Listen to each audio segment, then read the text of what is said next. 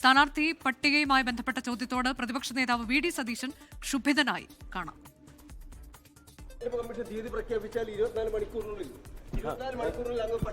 നിങ്ങൾക്ക് വേറെ പണിയൊന്നുമില്ല.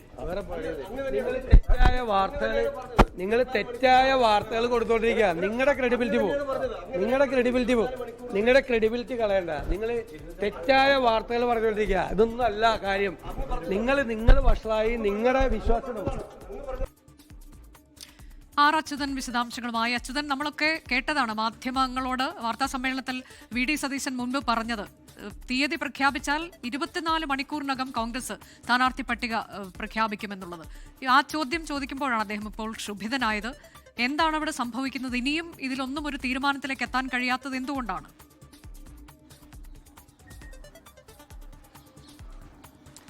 അനുജ, തെരഞ്ഞെടുപ്പ് കമ്മീഷൻ തീയതി പ്രഖ്യാപിച്ച 24 മണിക്കൂർ പിന്നിടുകയാണ്. അതായത് നേരത്തെ പ്രതിപക്ഷ നേതാവ് വി ഡി സതീശൻ പറഞ്ഞിരുന്നത് തീയതി പ്രഖ്യാപിച്ചു കഴിഞ്ഞാൽ 24 മണിക്കൂറിന് ഉള്ളിൽ കോൺഗ്രസിന്റെ സ്ഥാനാർത്ഥി പട്ടിക ഉണ്ടാകും, ആദ്യഘട്ട പട്ടിക പുറത്തു വരും എന്നുള്ളതായിരുന്നു.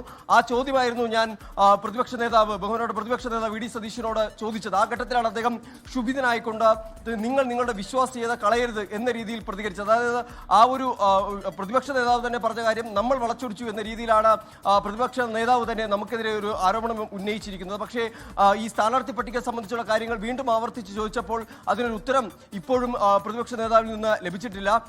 പ്രതിപക്ഷ നേതാവിന് മുൻപ് നമ്മൾ കോൺഗ്രസ് നേതാവ് രമേശ് ചെന്നിത്തലയോടും ഇതേ ചോദ്യം ആവർത്തിച്ചു. അവർക്കും ഉത്തരമില്ല.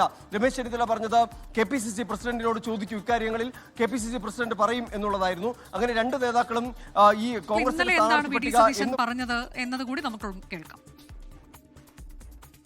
ഞങ്ങൾ പറഞ്ഞല്ലോ, തെരഞ്ഞെടുപ്പ് പ്രഖ്യാപിച്ചാൽ 24 മണിക്കൂറൊക്കെ ഞങ്ങൾ സ്ഥാനാർത്ഥികളെ പ്രഖ്യാപിക്കും. സംശയം എന്താ?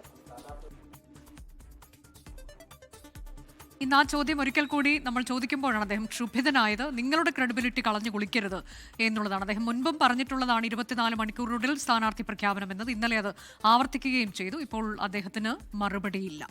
ലോകത്തെവിടെയായാലും ഏത് സമയത്തും 24 വാർത്തകളും ഓഗ്മെന്റഡ് റിയാലിറ്റി പാക്കേജുകളും എക്സ്പ്ലെയിനറുകളും വിശദമായി കാണാൻ ഞങ്ങളുടെ യൂട്യൂബ് ചാനൽ നിങ്ങൾക്ക് സബ്സ്ക്രൈബ് ചെയ്യാം.